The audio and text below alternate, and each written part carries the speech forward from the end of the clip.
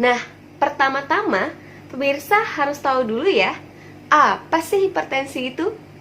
Nah, jadi kan pemirsa, hipertensi berasal dari kata hyper dan tensi, yang artinya adalah tekanan darah tinggi. Nah, jadi tekanan darah itu pemirsa adalah tekanan yang ditimbulkan oleh darah terhadap dinding pembuluh darah.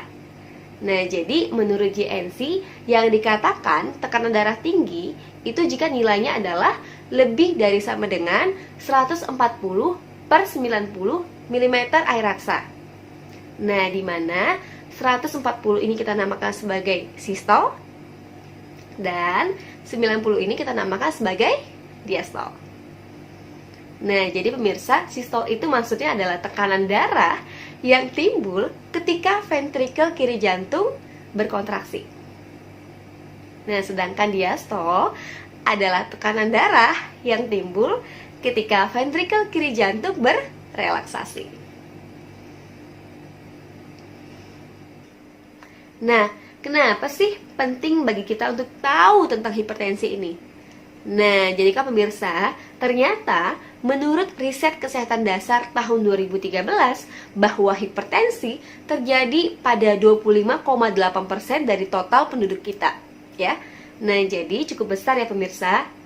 Nah, karena pada umumnya hipertensi ini jarang ya bergejala sehingga jarang dideteksi. Nah, maka hipertensi tidak terkontrol ini takutnya pemirsa dapat menyebabkan suatu komplikasi yang fatal ya, seperti misalnya stroke, serangan jantung, gagal ginjal dan juga gangguan penglihatan ya. Nah, kira-kira gimana sih mekanisme terjadinya hipertensi? Nah, jadi kan pemirsa ya, sebenarnya hipertensi ini diakibatkan oleh banyak faktor ya di dalam tubuh kita yang terjadi selama bertahun-tahun. Namun, ada beberapa referensi mengatakan bahwa salah satu faktor yang berperan dalam mekanisme hipertensi ini adalah pembentukan plak aterosklerosis. Nah, pembentukan plak aterosklerosis ini sebenarnya juga diakibatkan oleh banyak faktor pemirsa. Namun ya, salah satu faktor yang mendominasi itu adalah adanya LDL yang mengalami oksidasi. Nah, jadi LDL itu pemirsa adalah kepanjangan dari low density lipoprotein, atau dalam bahasa awam kita namakan sebagai kolesterol jahat ya. Nah, jadi jika di dalam tubuh kita ini terdapat banyak kolesterol jahat ya atau LDL ini, maka ya, nah si LDL ini nantinya akan menumpuk di dalam dinding pembuluh darah. Nah, dibantu oleh si radikal bebas ya, maka LDL ini akan mengalami suatu proses oksidasi.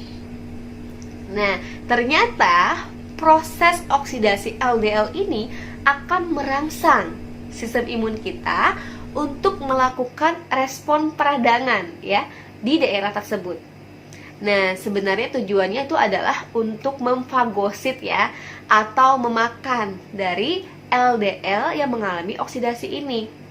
Nah, tapi jika jumlah LDL yang teroksidasinya itu begitu banyak gitu ya, sehingga melebihi dari kapasitas sistem imun kita untuk memfagosit atau memakannya, maka sistem imun kita ini akan berubah menjadi sel busa ya, atau kita namakan sebagai fatty streak. Nah, kemudian hal ini akan menyebabkan terbentuknya ya plak aterosklerosis gitu. Jadi sebenarnya inilah bentuk dini dari plak aterosklerosis itu ya. Nah, seiring dengan perjalanan waktu, ternyata sel otot polos di dinding pembuluh darah juga ikut-ikutan pemirsa ya. Jadi dia akan memigrasi keluar ya kan, menutupi dari plak tadi gitu loh. Nah, sehingga ya kan adanya kolesterol tadi gitu ya, dan tadi pembentukan plak tadi ya. Nah, hal ini tentunya akan menghambat ya sel endotel yang terdapat di dinding pembuluh darah untuk mengeluarkan suatu zat kimiawi yang kita namakan sebagai nitrit oksida. Nah, jadi pemirsa ya, nitrit oksida itu sangat penting. Kenapa? Nah, karena nitrit oksida ini dapat menyebabkan relaksasi pada otot polos dinding pembuluh darah. Jadi, otot-ototnya itu bisa rileks ya, sehingga pembuluh darah bisa berdilatasi. Namun ya, gara-gara ada plak ini yang menghambat ya pengeluaran dari nitrit oksida, maka sel otot polos di dinding pembuluh darah di daerah tersebut ya akan sulit ya mengalami suatu proses relaksasi. Nah, kemudian juga selain itu adanya plak ini tentunya akan menutupi ya pertukaran nutrien antara sel dengan pembuluh darah. Nah, jadikan pemirsa, di pembuluh darah kita itu banyak sekali ya zat-zat makanan yang sangat diperlukan oleh sel untuk melakukan proses metabolisme.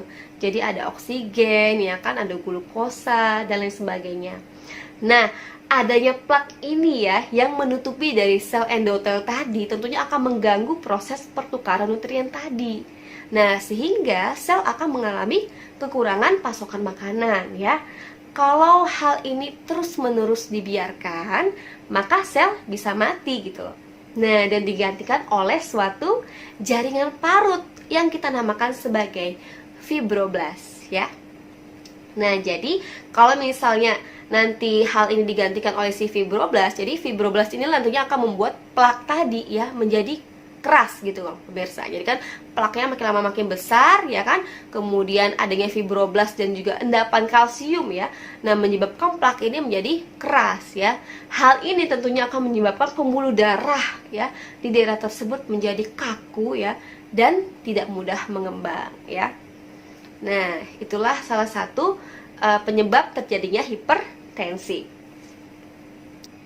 Nah, kemudian ya, faktor yang juga ya menurut beberapa referensi dapat menyebabkan terjadinya hipertensi adalah banyaknya kadar natrium di dalam tubuh kita.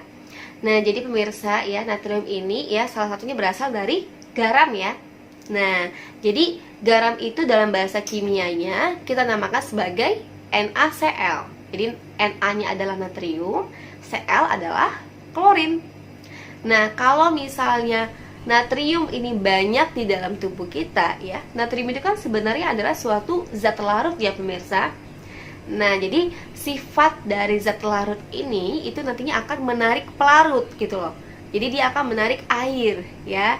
Nah, jadi kalau misalnya ya kan di mana tubuh kita ini terdapat banyak natrium, maka dia nantinya akan menarik air gitu loh. Menarik air menuju ke pembuluh darah.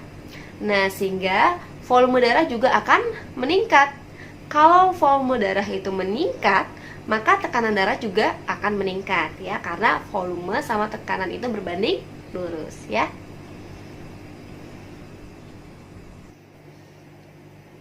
Nah, kira-kira apa-apa saja sih faktor resiko dari hipertensi ini? Nah, jadikan pemirsa, untuk faktor resiko dari hipertensi ini dibagi dua ya. Jadi ada faktor risiko yang tidak dapat dimodifikasi dan ada faktor risiko yang dapat dimodifikasi.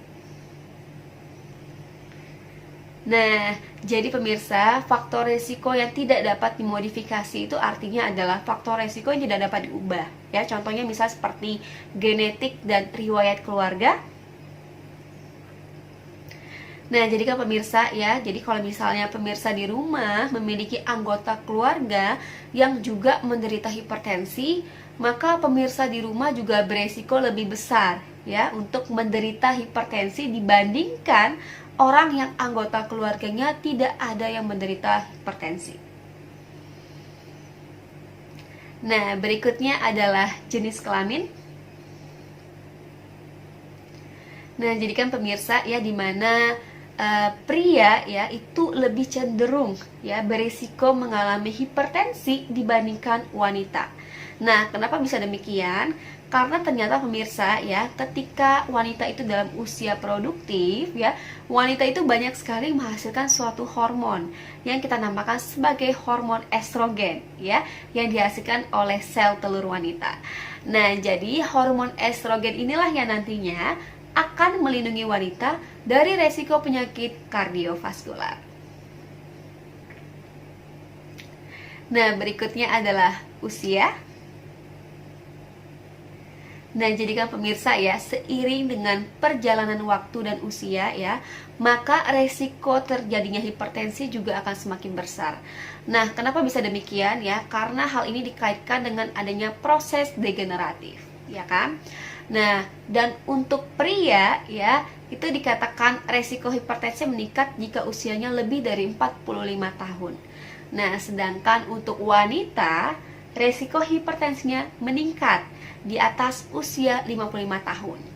Nah, kenapa bisa demikian?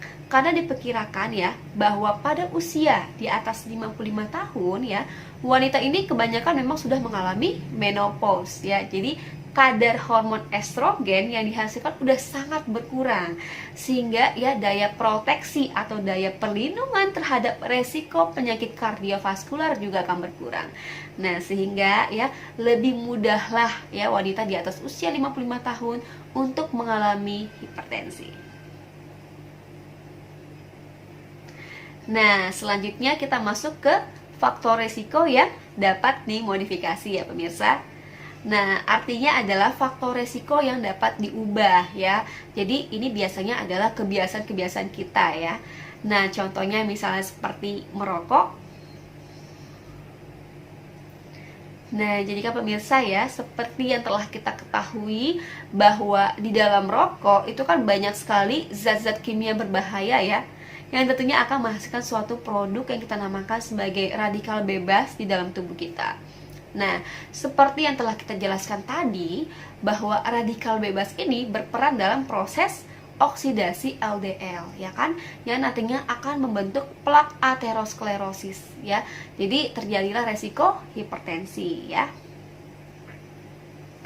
Nah, berikutnya adalah konsumsi alkohol. Nah, jadi kan pemirsa, menurut penelitian ya bahwa orang yang mengurangi konsumsi alkoholnya itu ternyata lebih rendah resiko mengalami hipertensi dibandingkan dengan orang yang tidak mengurangi konsumsi alkoholnya ya. Nah, jadi pemirsa di rumah memang disarankan untuk kurangi ataupun mungkin hindari ya konsumsi alkohol ya.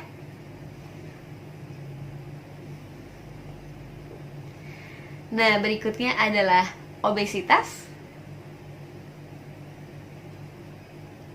Nah, jadi kan pemirsa ya, untuk obesitas ini memang dikaitkan dengan adanya kadar LDL yang tinggi atau kolesterol jahat yang tinggi dalam tubuhnya.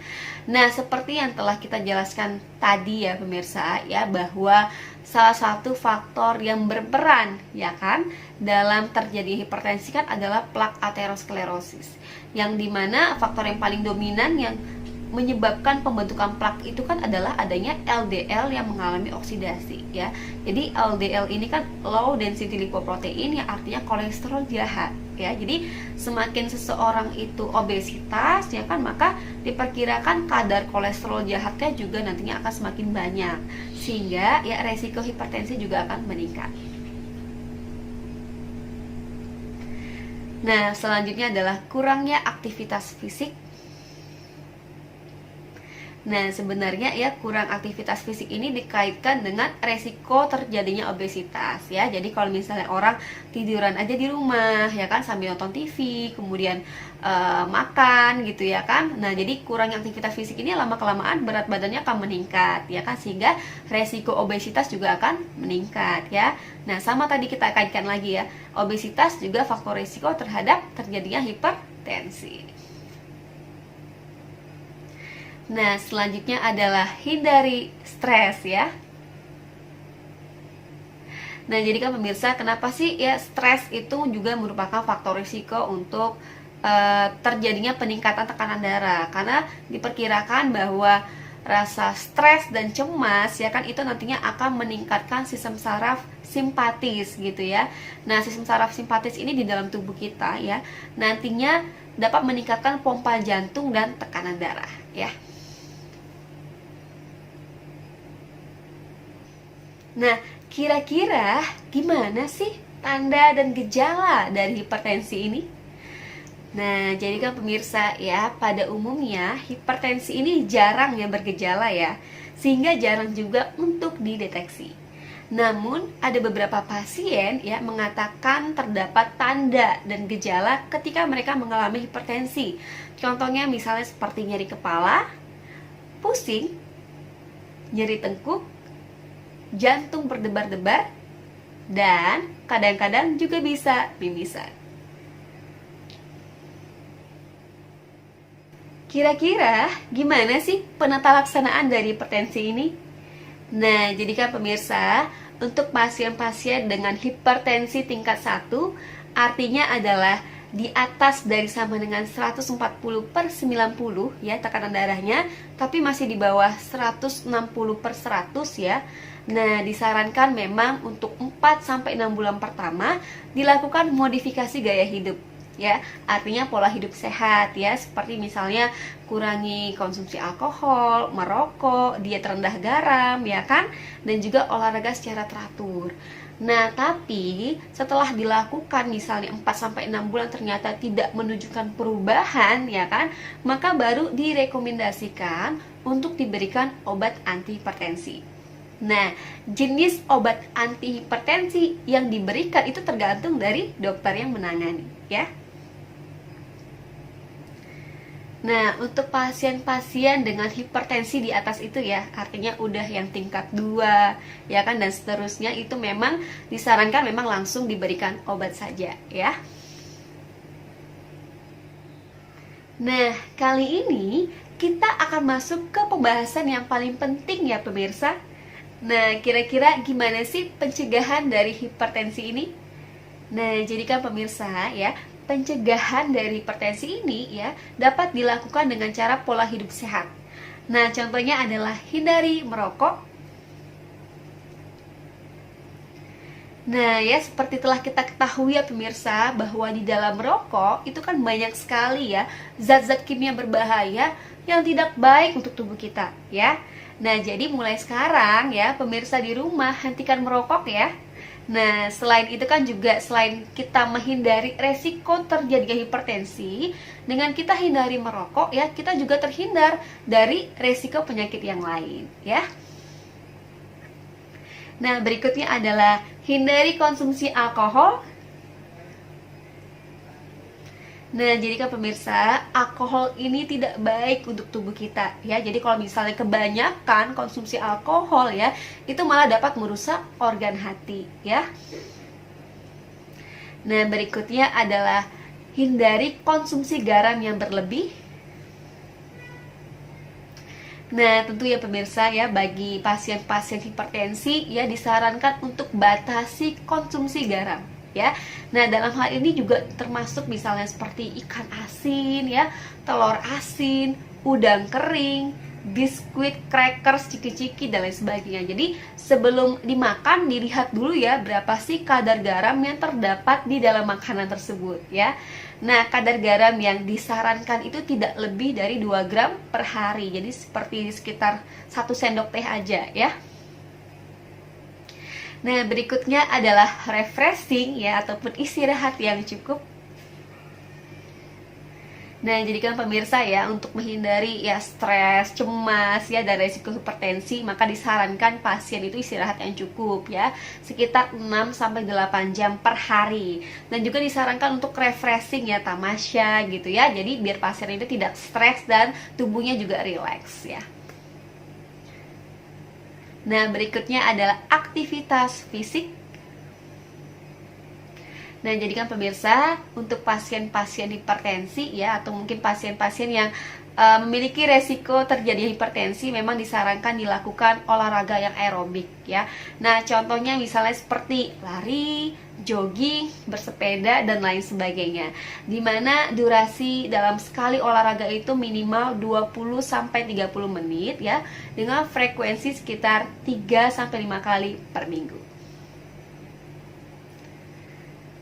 Oke, nah sekarang kita masuk ya pemirsa kepada diet untuk pasien hipertensi. Jadi makanan-makanan apa saja sih ya yang pantang ya kan dimakan oleh pasien-pasien yang mengalami hipertensi.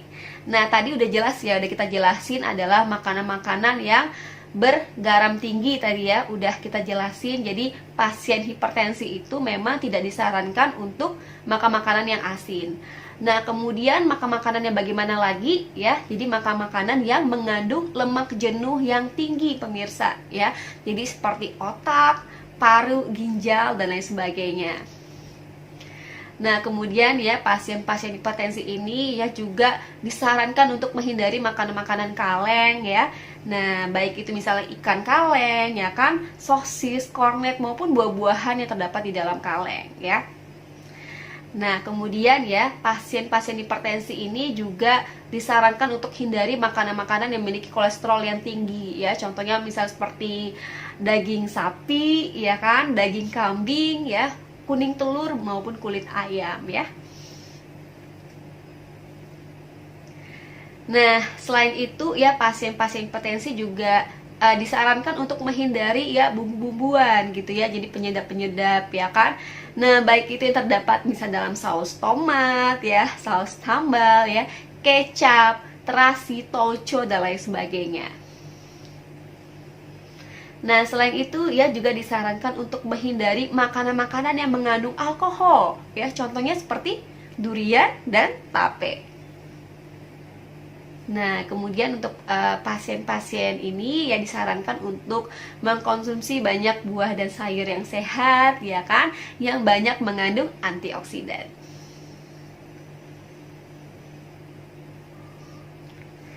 Oke, ya sekian dulu ya pemirsa. Ya, semoga program ini bermanfaat untuk edukasi masyarakat di bidang kesehatan. Saya Dr. Yosi undur diri dulu ya. Selamat pagi dan selamat beraktivitas.